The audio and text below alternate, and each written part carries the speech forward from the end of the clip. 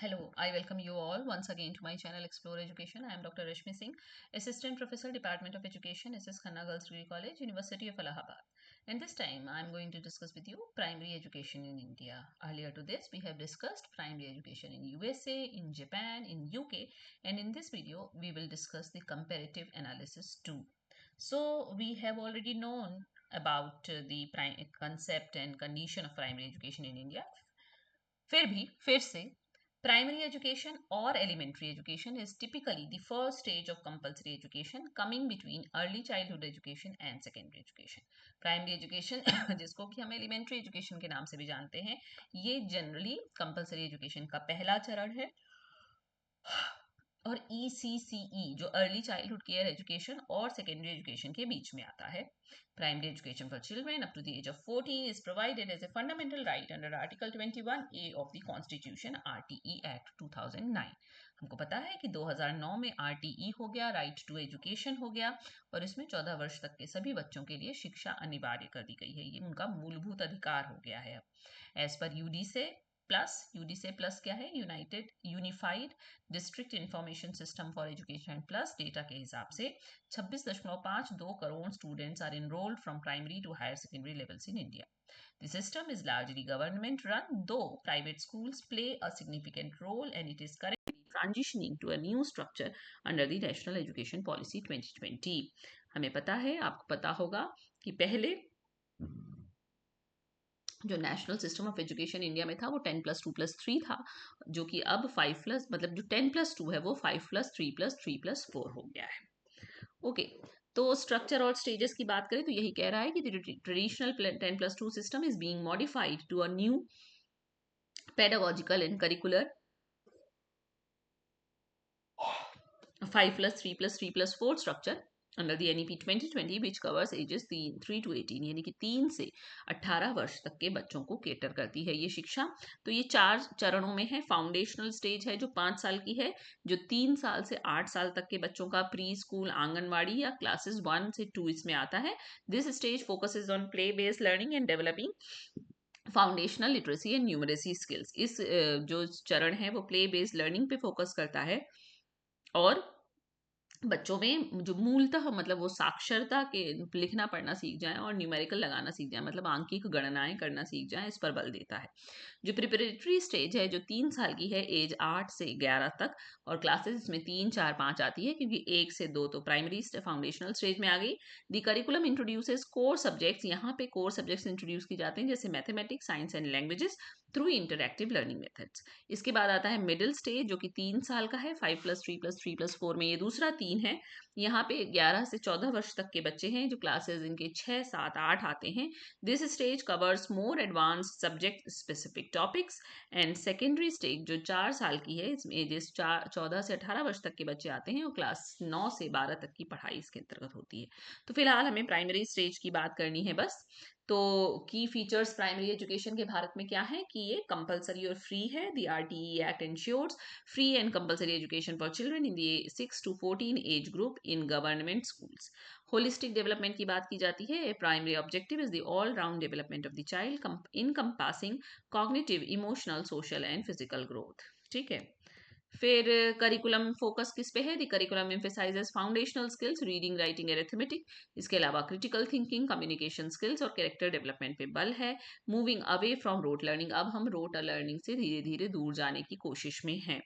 Infrastructure. The government has made significant improvements in school infrastructure, including sanitation facilities and access to drinking water and technology like computers and internet. Government जो सरकार है, सरकार ने बहुत प्रयास किए हैं कि विद्यालयों की जो आधारभूत संरचना है वो बेहतर हो, वहाँ पे सैनिटेशन की फैसिलिटी आ जाए, वहाँ साफ पानी तक बच्चों की पहुँच हो और कंप्यूटर और इंटरनेट भी पहुँचे स्कूलों में. असेसमेंट रिफॉर्म की बात करें तो दी NEP 2020 calls for assessment reforms through initiatives like the 360-degree holistic progress card to track student progress. अब उनकी सब क्वालिटेटिव, क्वांटिटेटिव, स्कोलेस्टिक, को स्कोलेस्टिक सारी तरीके की एवोल्यूशन की बात की जाती है. फिर लेकिन कुछ कंसर्न भी हैं प्राइमरी एजुकेशन के भारतवर्ष में। Decades after the implementation of the right to education act of 2009, 10 साल से तो ज़्यादा हो गया है ना, बल्कि 20 साल होने जा रहा है, 2029 के हम ज़्यादा पास हैं, which made education a fundamental right and ensured free and compulsory schooling and education for children from the age of 6 to 14, equitable access to primary education remains a distant dream, यानी अभी भी ये दूरदृष्टा स्वप्न की तरह है कि हम सबको समता मूलक गुणवत्तापूर्ण प्राथमिक शिक्षा प्रदान कर सकें।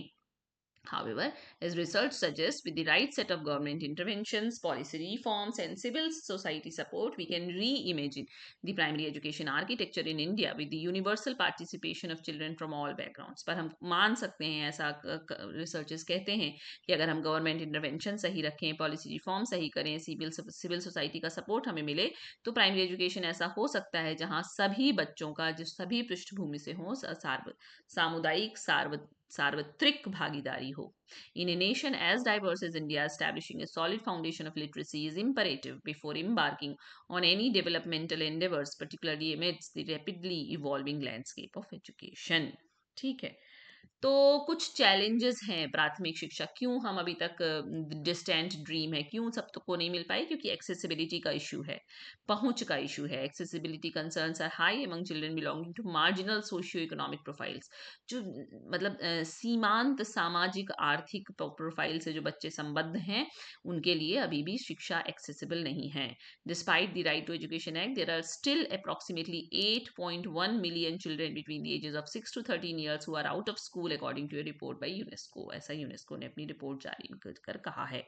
रीजनल डिस्पैरिटीज है, कहीं तो बच्चे बहुत अच्छे हैं, समृद्ध हैं, जो रीजन डेवलप है वहाँ प्राइमरी एजुकेशन अवेलेबल है, और जहाँ नहीं है वहाँ अनअवेलेबल है।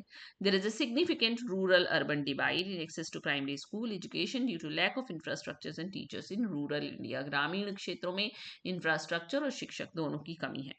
Example study by NSO revealed that the percentage of children attending pre-primary schools was only 11.4% in rural areas compared to 27.6% in urban areas. मतलब आधे से भी कम है। फिर सोशल और कल्चरल बैरियर है, children from marginalised communities often face discrimination and prejudice making it difficult for them to access quality education. जो marginalised समूहों से, सीमांत समुदायों से जो बच्चे आते हैं, वो अभी भी विभेद और प्रेजुडिस उनके प्रति शो किया जाता है, और उनके लिए क्वालिटी एजुकेशन पाना अभी भी मुश्किल है। Example, in 2018 Oxfam India reported that nearly 40% of children from marginalised communities in India were not attending school, मतलब अभी भी 40% जो हैं वो स्कूल नहीं जा रहे हैं। Gender inequality, despite various government initiatives to promote girls education, gender disparities persist in schools, अभी भी लैंगिक असमानताएं हैं। Example, according to UNESCO's 2020 education for all global monitoring report, the female literacy rate in India 70.3%, while the male literacy rate is 84.7%। इतना अंतर अभी भी है। देन इनएडिक्वेट फंडिंग, सभी जगह पर्याप्त फंडिंग नहीं, कहीं कम है कहीं ज़्यादा है। The most pressing problem is the unavailability of money और inadequate funding of school education in India. Example, the Samagra Shiksha scheme which is expected to the major driver behind reversing learning losses has registered a mere hike of 0.18% with the allocation of rupees 37,453 crore in 2023-24, मतलब कि funding की कमी है। फिर poor quality of education, students learning outcomes remain abysmally low, indicating low quality of education. पढ़ाई नहीं अच्छे से की कराई जाती है, इसीलिए बच्चे का आउटकम कम रहता है। Example, A 2021 report by the Annual Status of Education Report ASER found that only 50.3% of class 5 students in government schools could read class 2 level text। ये दशा है। फिर lack of train and dedicated teachers, प्रशिक्षित और dedicated teachers की कमी है। There is a substantial shortage of teachers in the system. Example, according to the annual status of educational report 2021, around 20% of rural schools in India have only one teacher for all grades, leading to inadequate attention and instruction to students. ज्यादातर मतलब 20% जो ग्रामीण विद्यालय हैं उसमें एक ही teacher है सभी क्लासेस के लिए, तो कैसे पढ़ाएगा सबको साथ में। Poor salary of teachers. Teachers at lower primary levels are underpaid for their effort as the teacher to pupil pupil ratio is high, 26.3, मतलब 26:3 होना चाहिए, 20 है ना, as per UDC plus. This leads to a drop in the quality of teaching at school. Example, to earn income, teachers start private tuition, students are forced to spend extra money. Teachers की salary कम है, खासतौर से private sector में. Then drop out, इसीलिए drop out हो जाते हैं बच्चे. Poor financial background and lack of proper guidance increase the rate of drop out from education institutions. For example, rate remains above 3% in upper primary level. फिर accountability की कमी है. कौन जिम्मेदार होगा? Dysfunctional school management committees, PTA association etcetera lead to high teacher absenteeism. और low rate of induction है. As per NFHS 5, only 13.6% of children aged 5 years attend pre primary schooling, यानी कि प्री प्राइमरी में तो और कम बच्चे जा रहे हैं. लेकिन तो क्या किया जाए? गवर्नमेंट ने बहुत सारे इनिशिएटिव्स लिए हैं, जैसे समग्र शिक्षा, ओवरआर्चिंग प्रोग्राम दैट सब्ज्यूम्स द 3 सब स्कीम्स ऑफ सर्व शिक्षा अभियान, राष्ट्रीय माध्यमिक शिक्षा अभियान एंड टीचर एजुकेशन. तीनों को जोड़ के समग्र शिक्षा बनाया गया था. तो it supports the states and UTs in implementing NEP 2020 and RTE 2009. तो ये गवर्नमेंट की एक स्कीम है. फिर PM पोषण, centrally sponsored scheme of providing one hot cooked meal in government and government aided schools for children of preschools and classes 1 to 8 तक के लिए कहा गया कि एक समय पका हुआ भोजन बच्चों को दिया जाएगा. Nishtha, a capacity building programme for improving quality of school education through integrated teacher training to build competencies among all the teachers and school principals at the elementary stage through massive training program. तो ये एक तरीके का capacity building programme school teachers के लिए चलाया गया है. STARS program, the government of India and the World Bank signed a rupees 500 million strengthening teaching, learning and results for states program STARS to improve the quality and governance of school education in 6 Indian states. 6 राज्यों को उन्होंने चुना है: हिमाचल प्रदेश, केरला, मध्य प्रदेश, महाराष्ट्र, उड़ीसा और राजस्थान. फिर premium schools under central government, there are 1740 schools. Kendriya Vidyalaya, Jawahar Navodaya Vidyalaya जिसमें 586 है, केंद्रीय विद्यालय 1092 है और सेंट्रल तिब्बतन स्कूल्स 62 है with an enrolment of about 13 lakh student. मतलब कि काफ़ी स्टूडेंट्स ने यहाँ इनरोलमेंट कराया है. और scheme for providing quality education in madrasa aims at qualitative improvement in madrasas to enable Muslim children to attend standards of the national education system in formal education subject, उनके लिए भी चलाया गया है. फिर कुछ डिजिटल इनिशिएटिव भी हैं, जैसे Vidyanjali 2.0 portal to facilitate private donors. फिर PM ई विद्या है आत्मनिर्भर भारत अभियान के लिए अंतर्गत. इसमें दीक्षा आता है, one nation one digital platform for providing quality E content. स्वयं प्रभा TV चैनल आता है ना, जिसमें क्लास 1 से 12 तक का वो क्लास है, उसमें आता है.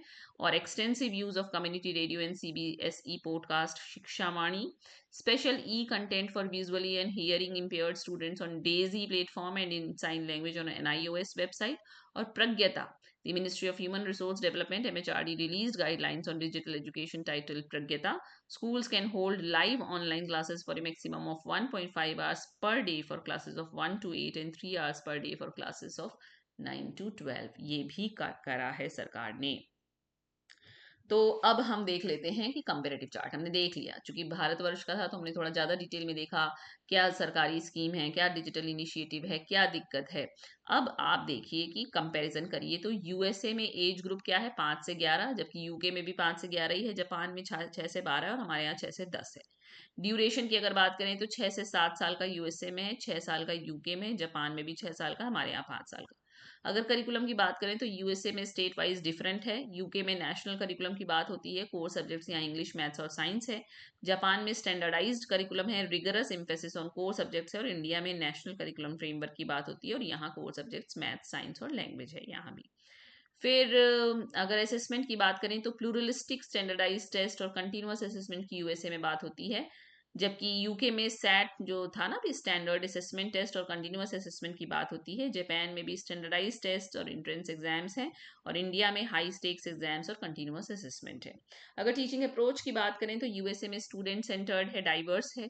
UK में भी स्टूडेंट सेंटर्ड है, क्रिटिकल थिंकिंग है. जापान में टीचर लेड है और इम्फेसिस यहाँ डिसिप्लिन पर ज़्यादा है. इंडिया में भी टीचर लेड था, however now it is a slight shift towards student centred learning and emphasis on rote learning.